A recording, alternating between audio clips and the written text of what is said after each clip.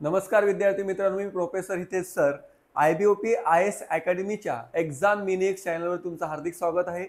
मित्रांनो, आपण ज्याप्रमाणे चेतक पक्षाप्रमाणे वाट बघत होतो MPSC ग्रुप बीच्या जाहिरातची, आपण बघितलं होते की ही जाहिरात साधारणतः एक 15 जुलैपर्यंत यायला पाहिजे होती, परंतु ही जाहिरात या ठिकाणी लेट झालेली आहे मित्रांनो. ठीक आहे, तरी पण या ठिकाणी फायनली जाहिरात आलेली आहे. ज्यामध्ये जी जाहिरात आपण बघितलं आहे की या जाहिरातीमध्ये कुठल्या कुठल्या पोस्ट आलेल्या आहे बघा मित्रांनो. या पोस्टमध्ये आपण जर बघितलं मित्रांनो, तर पहिल्यांदा आपण या ठिकाणी बघा की तुम्हाला या ठिकाणी लक्षात येत असेल की महाराष्ट्र गट ब सेवा पूर्व परीक्षा 2025 बघा, महाराष्ट्र शासनाच्या विविध विभागांतर्गत खालील एकूण 282 पदांसाठी ही भरती घेण्यात येत आहे. बघा मित्रांनो, भरती चांगली आलेली आहे. 282 जागा आलेल्या आहे, ज्यामध्ये STI जी पोस्ट आहे ज्यामध्ये 279 जागा आहे आणि ASO जे असिस्टंट सेक्शन ऑफिसर जे पद आहे त्यामध्ये 3 जागा आलेल्या आहे मित्रांनो.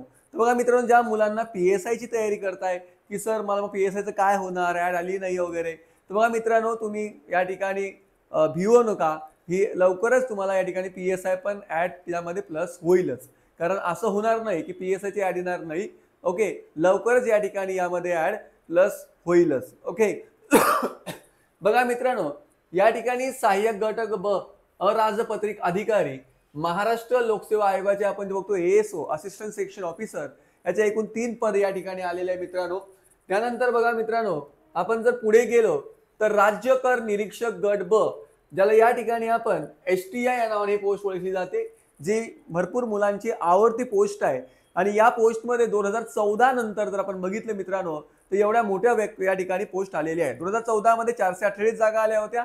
या वर्षी 279 जागा या ठिकाणी आलेल्या आहे.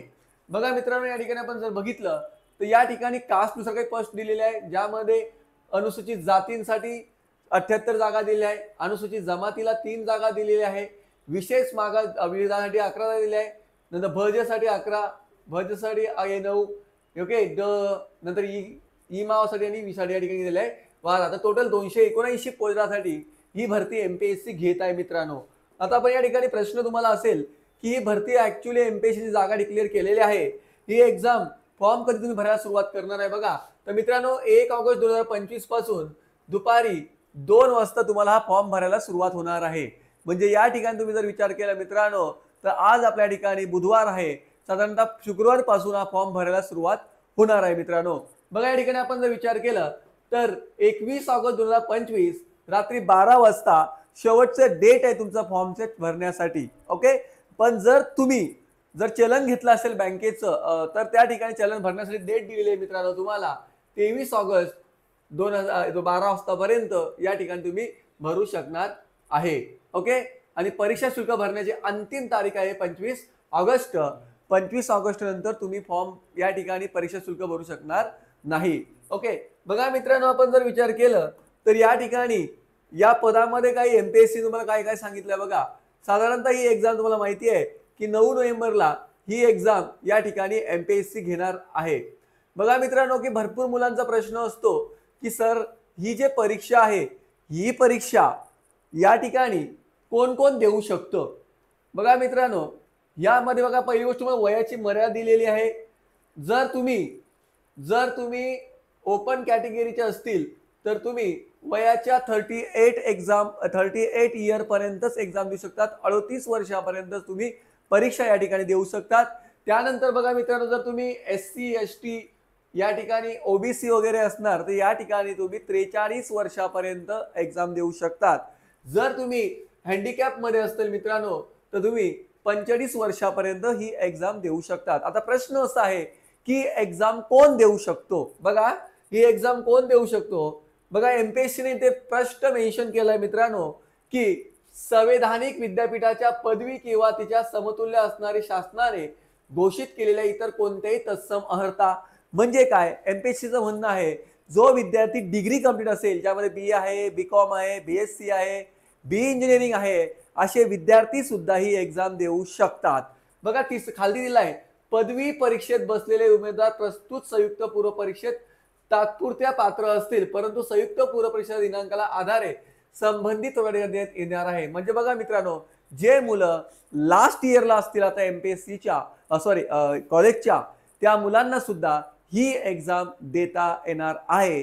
परंतु ज्या वेळेला तुमची मुख्य परीक्षा लागेल त्या फॉर्म भरायच्या आधी तुमचा डिग्रीचा रिझल्ट तुमच्या हातामध्ये पाहिजे. ओके, तर या ठिकाणी आपण हे बघितलेलं आहे मित्रांनो.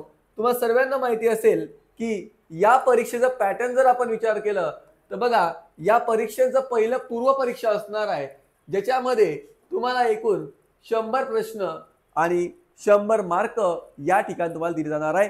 ज्यामध्ये तुम्हाला विषय माहिती आहे, 7 सब्जेक्ट या ठिकाणी येतात. हिस्ट्री आहे, जिओग्राफी आहे, पॉलिटी आहे, इकॉनॉमिक्स आहे, सायन्स आहे, मॅथ, रिझनिंग आणि करंट अफेअर्स या ठिकाणी घेत असणार आहे मित्रांनो.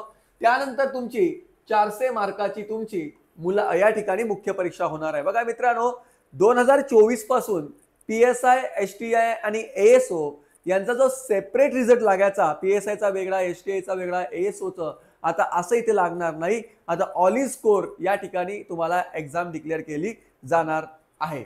ओके, बघा मित्रांनो, साधारणतः आपण जर विचार केलं तर या एक्झाम बद्दल आपण जर बघितलं तर तुम्हाला ही एक्झाम भरण्यासाठी काही परीक्षा शुल्क दिलेले आहे. जर तुम्ही ओपन कॅन्डिडेट असाल तर तुम्हाला 394 रुपये या ठिकाणी फी दिलेली आहे. जर तुम्ही SC ST असाल तर 294 रुपये तुम्हाला ही फी भरून दिली जाणार आहे.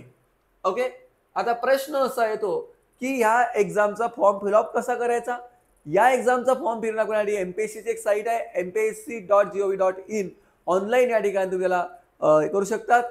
दुसरी गोष्ट मित्रांनो, की जर तुम्हाला काही फॉर्म भरण्यामध्ये काही अडथळा येत असेल तर तुम्ही आमच्या IBOP अकॅडमीशी कॉन्टॅक्ट करू शकतात. आम्ही तुम्हाला पूर्ण फॉर्म भरण्याबद्दल मदत करू शकतो. कशी भरायचं, काय भरायचं हे तुम्हाला आम्ही डिटेल सांगू शकतो. आता मित्रांनो, प्रश्न असा आहे की एक्झाम आहे तुमची 9 नोव्हेंबरला. साधारणतः 3 महिन्याच्या या ठिकाणी एक्झाम बाकी आहे आणि 3 महिन्यामध्ये तुम्हाला बी प्लॅन करून या ठिकाणी एक्झाम क्वालिफाय करायला आहे. मित्रांनो, मी लवकरच एक नवीन व्हिडिओ आणणार आहे ज्यामध्ये अभ्यास कसा करायचा याचं तुम्हाला स्ट्रॅटेजी या ठिकाणी सांगणार आहे. तर मित्रांनो, तुम्हाला माझा व्हिडिओ कसा वाटला ते मला कळवा. जर तुम्हाला माझा व्हिडिओ आवडला असेल तर सबस्क्राईब आणि लाईक करायला विसरू नका. धन्यवाद.